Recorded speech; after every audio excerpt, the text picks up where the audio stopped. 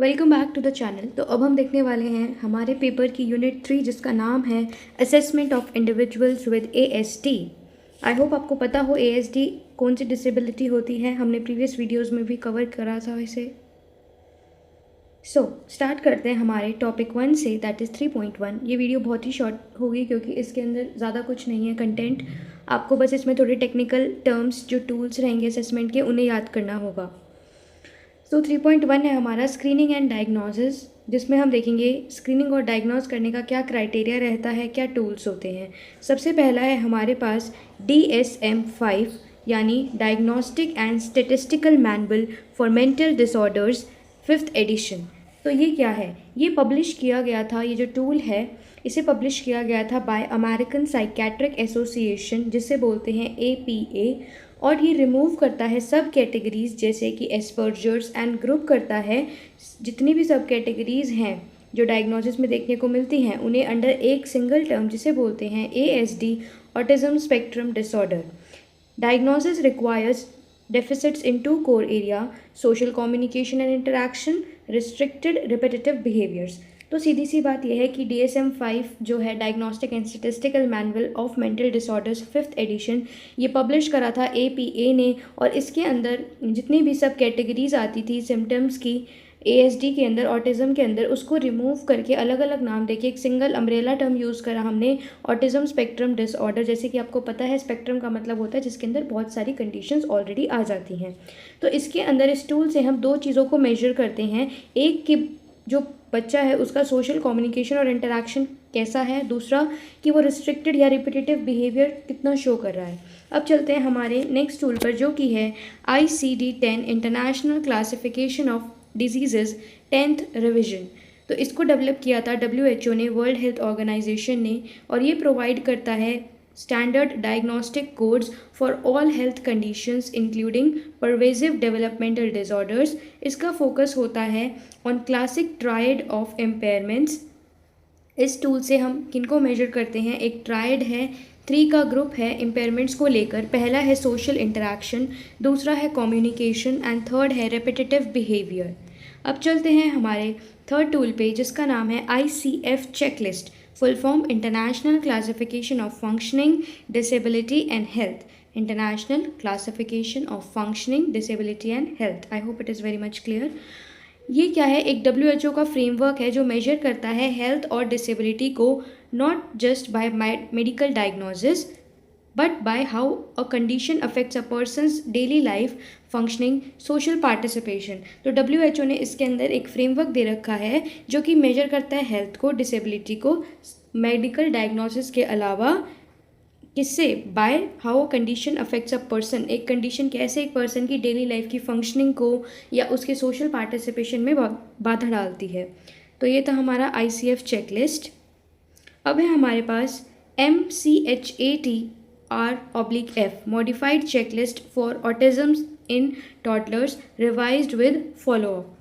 आप सिंपली याद रख सकते हैं MCHAT modified checklist for autism in toddlers.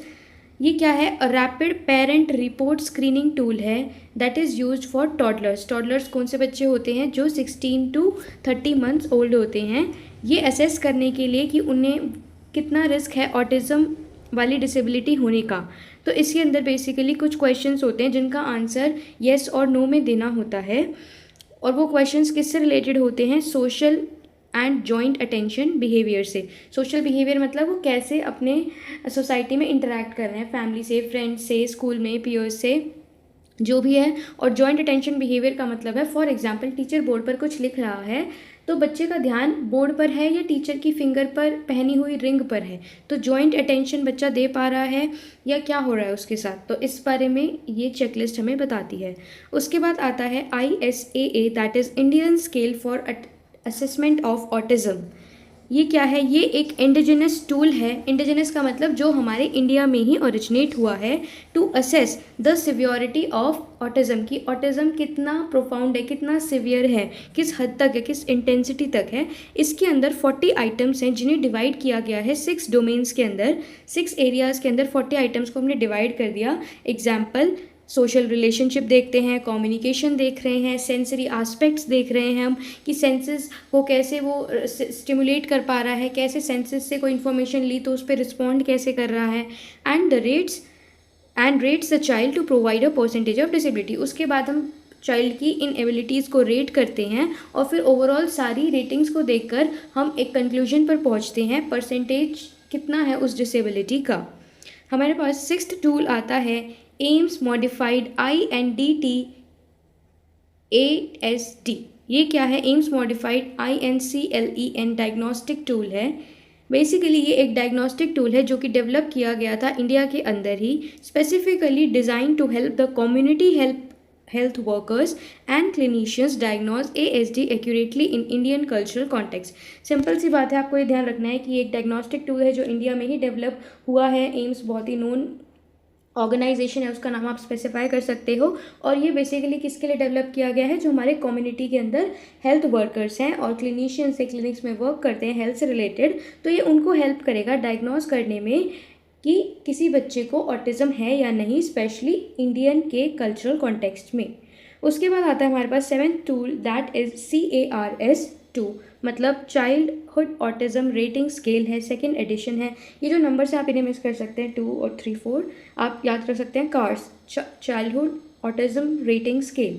इसका मतलब क्या है? ये एक 15 आइटम का बिहेवियरल रेटिंग स्केल है that is used by clinicians to identify children जिनको ऑटिज़म है और उन्हें डिस्टिंग्विश करना किनसे?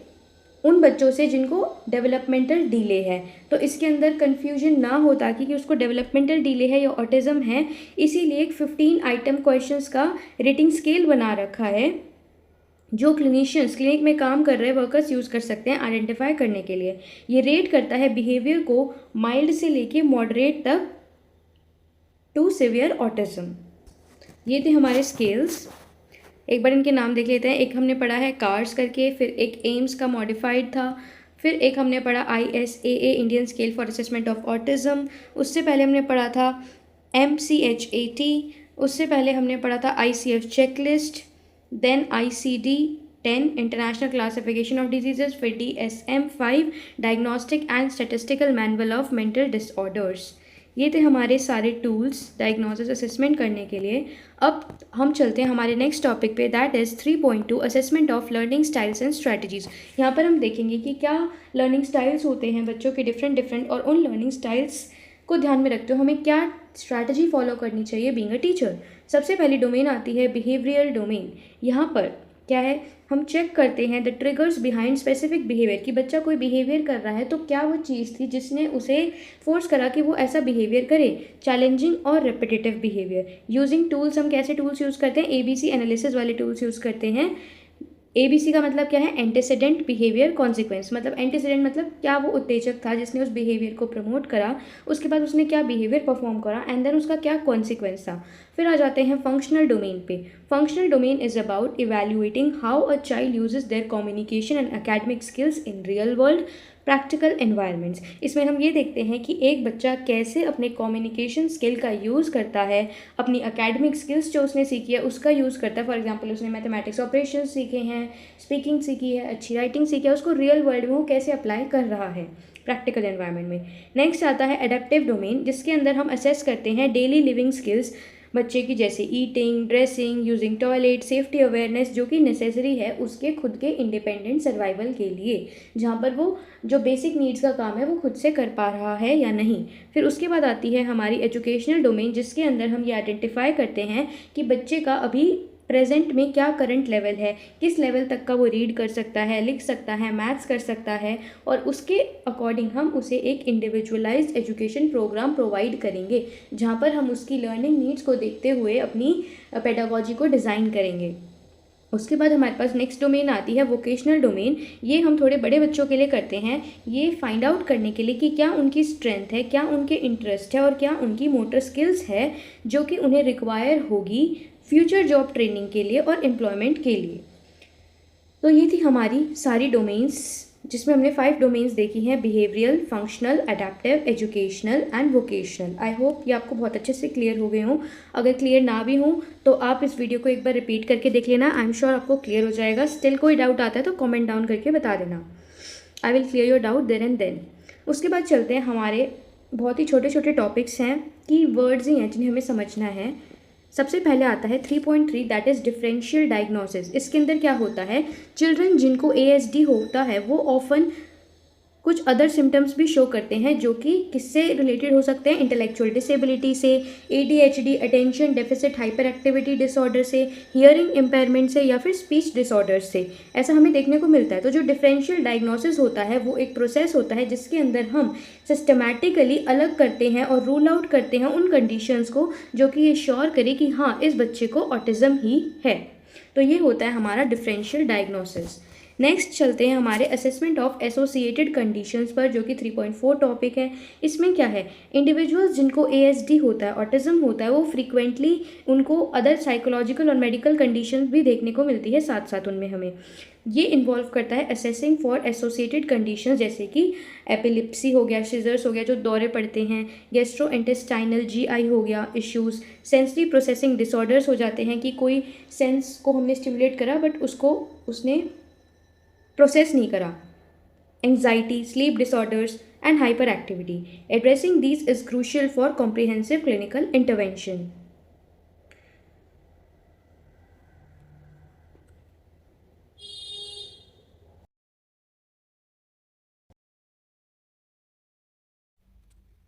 अब चलते हैं हम हमारे लास्ट टॉपिक पर इस यूनिट के, जो कि है 3.5, जिसमें हम जानेंगे कि डॉक्यूमेंटेशन ऑफ असेसमेंट क्या होता है, इंटरप्रिटेशन क्या होता है और रिपोर्ट राइटिंग क्या होता है असेसमेंट करने के बाद। सबसे पहले बात करते हैं डॉक्यूमेंटेशन की। तो डॉक्यूमेंटेशन एक प्रोसेस होता है जिसके अंदर हम सिस्टमैटिक रिकॉर्ड्स मेंटेन करते हैं, जिसके अंदर सारे टेस्ट के स्कोर होते हैं, डायग्नोसिस पर की गई ऑब्जर्वेशंस लिखी होती है, प्रॉपर क्लिनिकल चेकलिस्ट बनी होती है और डिटेल्ड पेरेंट इंटरव्यू रिकॉर्ड्स के बारे में सारी इन्फॉर्मेशन डॉक्यूमेंट की जाती है। इंटरप्रिटेशन क्या होता है, जब हम जो इन्फॉर्मेशन हमने कलेक्ट करी है उसे प्रॉपरली एनालाइज करते हैं, क्लिनिकली एंड बिहेवियरल डेटा को अंडरस्टैंड करते हैं, जो कि बच्चे की एग्जैक्ट प्रोफाइल, उसकी स्ट्रेंथ और उसके जो डेफिसिट एरियाज़ हैं उसके बारे में हमें पूरी इन्फॉर्मेशन प्रोवाइड करता है। फिर आता है हमारे पास रिपोर्ट राइटिंग, जिसका मतलब है drafting a clear, professional yet understandable clinical report that includes diagnostic conclusions and practical recommendations to build the individualized education program। इसके अंदर हम एक रिपोर्ट लिखते हैं जिसके अंदर हम क्लियरली स्टेट करते हैं कि क्या प्रॉब्लम है क्लिनिकली डायग्नोसिस करने पर जो पता लगी है, और क्या रिकमेंडेशंस हैं जो हम प्रैक्टिकली अप्लाई कर सकते हैं, ताकि हम एक इंडिविजुअलाइज एजुकेशन प्रोग्राम को बिल्ड कर सके बच्चे की नीड के अकॉर्डिंग। तो ये थे हमारे 3 स्टेप्स और इनके मीनिंग जो हम परफॉर्म करते हैं। टूल्स हमने ऊपर देख ही लिए और क्या एरियाज़ हैं वो भी हमने अच्छे से देखा।